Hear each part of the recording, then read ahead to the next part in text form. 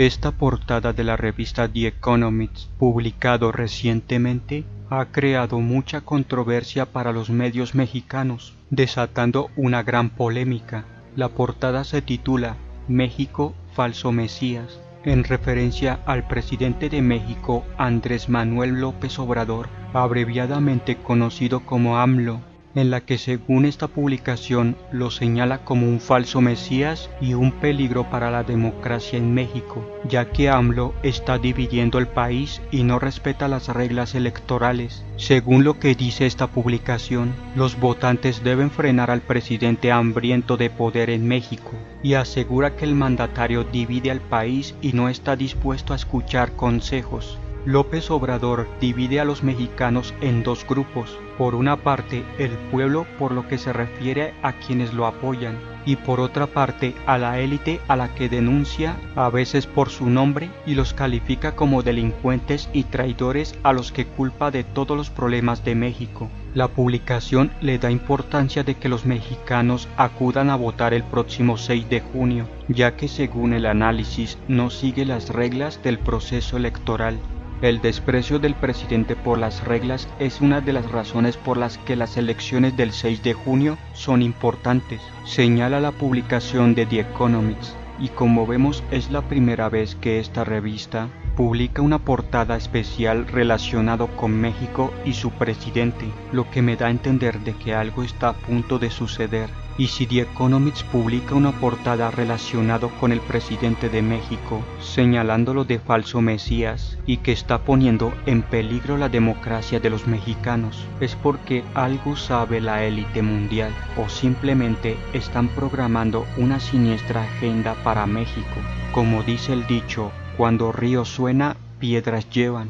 Y esto no es nada nuevo. Me he tomado el trabajo de recopilar información de que esta publicación tiene mucho sentido y lo explicaré a continuación. Para empezar, desde que López Obrador asumió el poder en 2018, el ejército mexicano ha asumido crecientes funciones en la vida pública nacional, a pesar que en su campaña presidencial se pronunció a favor de regresar a los soldados a sus cuarteles y quitarles la responsabilidad de la seguridad pública cuando asumiera la presidencia, cosa que nunca ocurrió. Es más, en casi 2 años la incrementó, con la creación de la Guardia Nacional que pretendía tener un mando civil, pero la práctica ha sido militar, y esto explica la presencia de los militares en la portada junto a López Obrador. Los militares tienen un rol importante en su gobierno. Las Fuerzas Armadas son responsables de una infinidad de actividades, desde la construcción y administración del nuevo aeropuerto de Santa Lucía,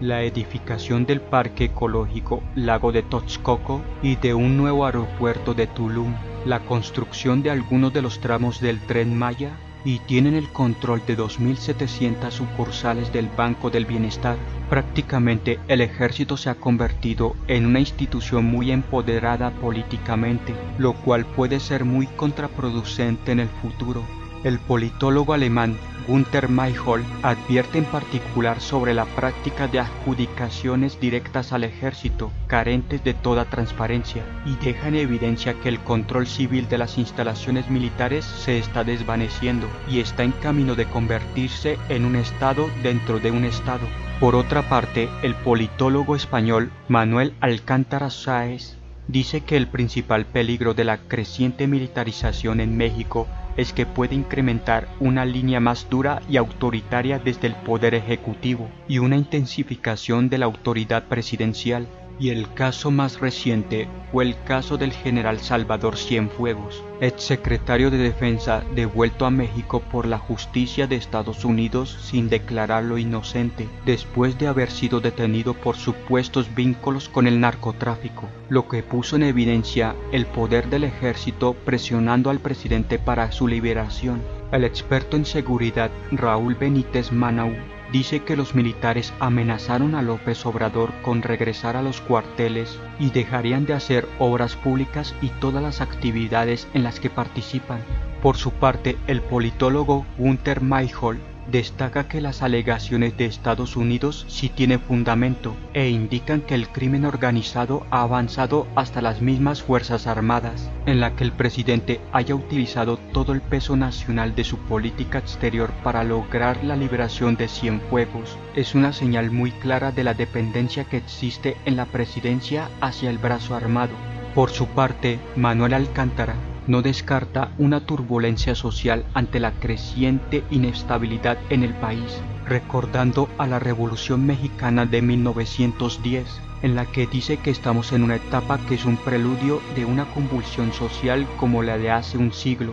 y los elementos que hay, la desigualdad, la violencia crónica, y si le añadimos la gasolina que es el narcotráfico, podría ser que el país esté ante un escenario explosivo, un estallido social como ha ocurrido en muchos países de Latinoamérica. Por algo el presidente López Obrador ha incrementado las Fuerzas Armadas, porque sabe que en cualquier momento se avecina un estallido social y necesita de los militares para controlar y reprimir. El otro dato de que López Obrador está quebrantando la democracia de los mexicanos es de su insinuación de extender su periodo presidencial, primero por su relación con las Fuerzas Armadas. Desde la presidencia de Miguel Alemán, nunca un presidente le había dado tanto poder al ejército y a la marina, y es evidente que López Obrador ha militarizado la vida pública del país, en la que muchos lo han interpretado esta política por el gusto presidencial con la institución castrense de obedecer órdenes sin cuestionar.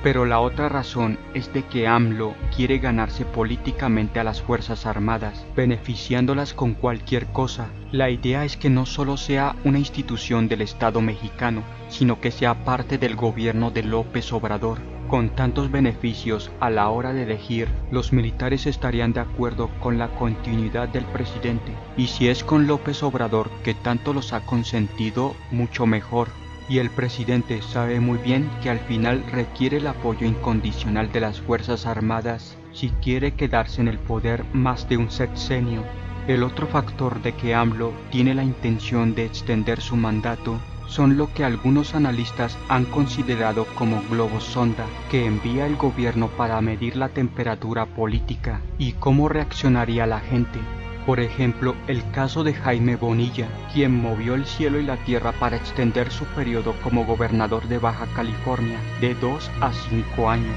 Sin embargo, no lo logró porque lo frenó la Corte Suprema de Justicia. Y el otro ejemplo, que ahí sí les funcionó el experimento, fue de que el Senado aprobó extender el mandato del presidente de la Corte Suprema, Arturo Saldívar, un aliado cercano a López Obrador, lo que le permitiría a Saldívar quedarse en el puesto hasta el final del mandato de AMLO. Sin embargo, los juristas independientes coinciden de que la ley es inconstitucional, ya que en la Constitución mexicana dice en su artículo 97, artículo 4, que el mandato del presidente de la Corte Suprema es solo de 4 años y no podrá ser reelecto para el periodo inmediato posterior. Sin embargo, López Obrador dice que solo busca una extensión de 2 años de mandato de Saldívar y no su reelección. Y ciertamente ahí está la trampa. El objetivo de AMLO no es de buscar una reelección, sino de esperar el momento oportuno para extender su mandato. Por eso usó a estos experimentos como globos sonda,